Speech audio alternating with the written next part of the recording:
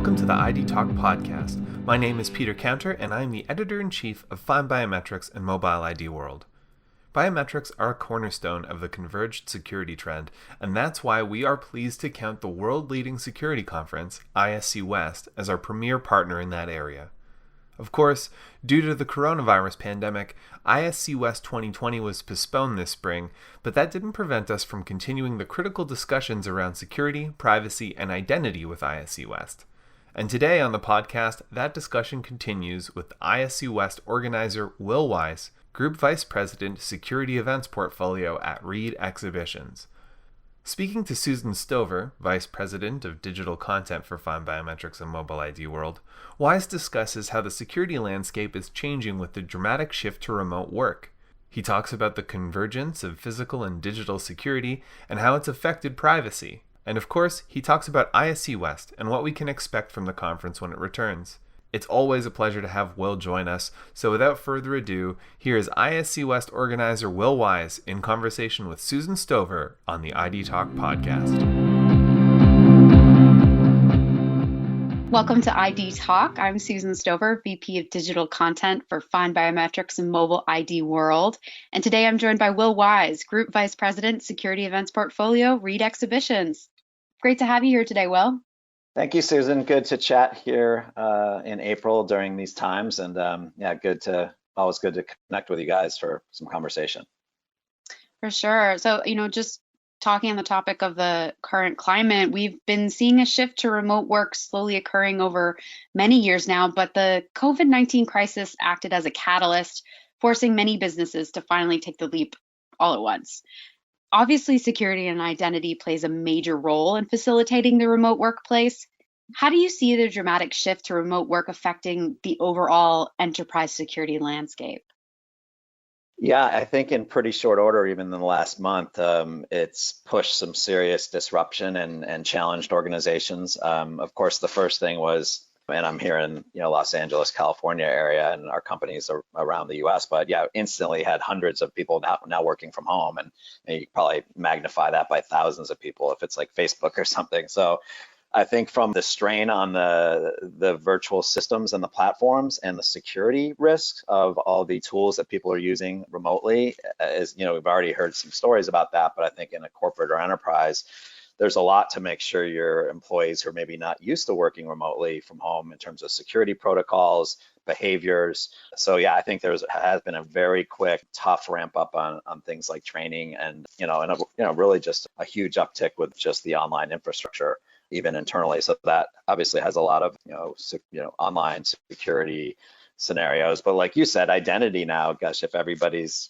remote and on VPN, so making sure passwords and access, any kind of access apps and things like that are really effective and people know how to use them. I think that's one of the challenges, when you switch over to a new messaging system, or platform, the phone and the security and the authentication. So I think it's really pressured people, but I do think it's going to have people learn a lot too. So I think that's one of the upticks.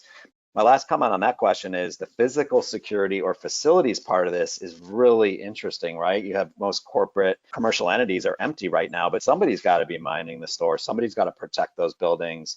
So the essential worker status for physical security professionals, people that have to monitor alarm systems, that's been really intense as well. Unfortunately, there was a sort of DHS and most states approving, security installers and professionals to have physical access to buildings. But I've also heard even some friends who are like IT infrastructure experts, they're going into commercial office spaces, but they're empty, but they're monitoring the system. So definitely a lot of very interesting, dynamics from that. And on a broader note, for many years, FindBiometrics and ISC West have been attending to the convergence of physical and information security.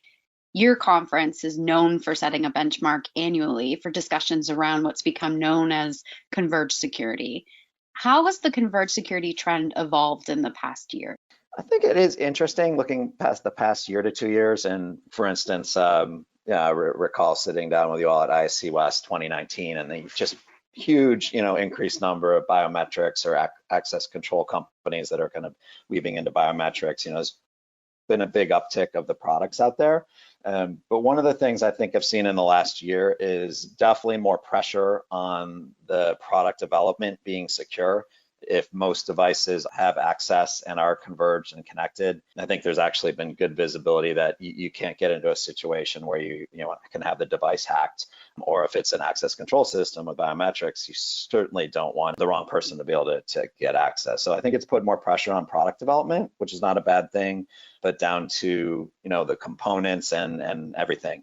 So that's one thing. Of course, there's also heightened laws about data privacy, and that ties in. I think we're going to touch on that, but all of that I think has put more pressure on things. But I think overall too, with the truly converged systems that we call physical, internet, operational technology, these days it by nature involves a pretty complicated group of partners. So often, obviously, a big private sector enterprise, but you're going to have a big telecom provider or data center provider that you're working with. So there's a lot of interconnectivity and security factors, and then the government tie-in. So to me, that has been driving the big part of it too. Is not just the technology, but the people that have to converge now, have to collaborate. I think 5 years ago at ISC West, it would be like, oh, it's just the facilities person or physical security person. Well, no, now they're working closely with their IT managers, definitely getting more executive buy-in as these are more sophisticated systems for procurement, and then definitely the integrator. So I think that's the other thing. We've seen way more groups of cross-functional teams that are working together. So recently, in partnership with ISC West, the ID Talk podcast hosted a panel on convenience, privacy, and security and biometric security, which was initially planned as part of the SIA education part of your spring event. It was a really fun conversation to be a part of, and I was struck by how advanced the privacy portion of that conversation has become. From your perspective, what effect has the recent growing awareness around the importance of user privacy had on the converged security industry?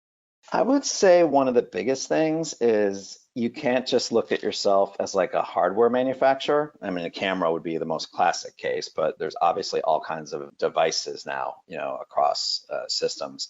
But that you have to think of yourself as a software company, as a data management company. That can be tricky for people that said, oh, I'm just making a hardware product, and okay, it doesn't really matter what happens to it. But the data privacy, the liability, this is where there's way more pressure. Liability and clients and compliance professionals have to be involved with the product strategy and then with the usage strategy if you're at an enterprise. So those are things that we've seen definitely more complexity and reputational pressure too, because the last thing you might think you have the greatest product, or you made the greatest decision to deploy 500 units across 50 offices, but okay, if something bad goes wrong, there's a big reputational risk potentially for brands.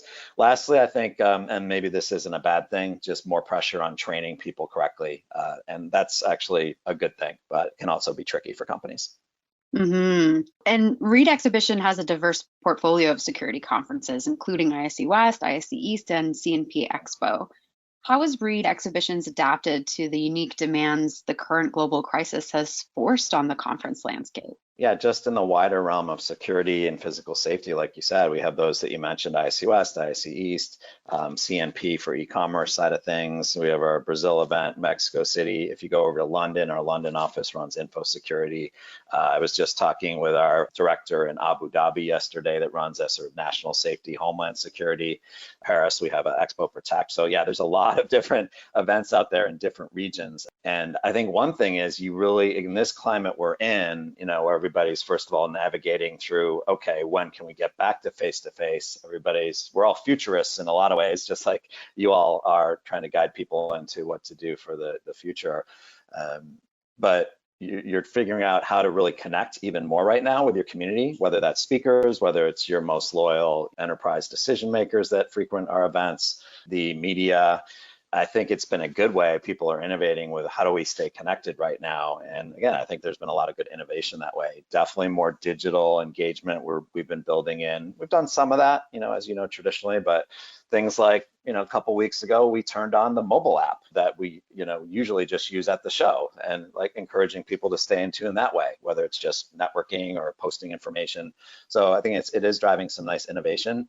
But I also think when you have an event, knowing your geography, and for the climate there, the community there, supporting that community. It's not just about an event, it's about supporting the economics of, say, New York City going through a really tough time. We do ISC there, we do a lot of events there like Comic-Con. We're really thinking about the philanthropy and so the support for these regions that are having a tough time. And then if you go into international, like a Mexico City, making sure our team there and our customers there are doing well, we're staying connected. So I think it's a lot of those things. There's been some good innovation on staying in touch, but it gets beyond just the business side. And moving forward, what lessons have you learned through the implementation of these virtual aspects? And do you expect any of these new social business solutions to be carried forward once physical show floors open back up? With Reed, we've had kind of a long-standing, very big investment in digital technology. It's one of the facets, really, I would say, starting 4 or 5 years ago, to integrate way more digital technology and tools into the face-to-face experience, and for people leading up to an event, at the event. Things like beacons, things like, mobile apps, not just being like, hey, I can look up an exhibitor, but, one of the functions we've built into our mobile app, say in the last cycle of shows, was behavioral. So if you were searching for, 10 different technologies and frequented, certain companies, then we'll serve up recommendations based on your behavior. So definitely been getting more and more sophisticated in general. But I do view this climate as taking that to the next level. I've seen terrific innovations just in the last 5 weeks with my colleagues around different points of Reed. One of the events that was going to do something in the spring and now is not doing something at the end of the year. They built a really good sort of digital matchmaking, B2B connections, platform where they can match people up based on needs. And normally that might just be done face to face at an event. So thinking about doing that more holistically throughout the cycle, and more just usage of like Microsoft Teams and the video conferencing. It's amazing how people are like, wow, some people are now just using that for business meetings, or with CNP, our CNP virtual summit series for e-commerce fraud prevention and identity.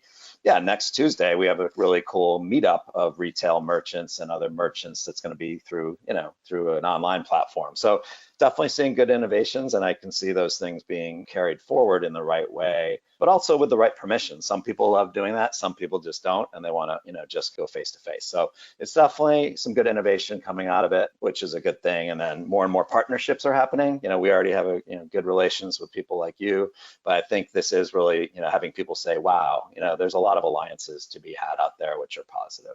Well, thanks so much for joining me today, Will, and we're really looking forward to continue to be working with you and Reed exhibitions. Good, thank you so much, and look forward to seeing you and your team in October at ISC West. Thank you.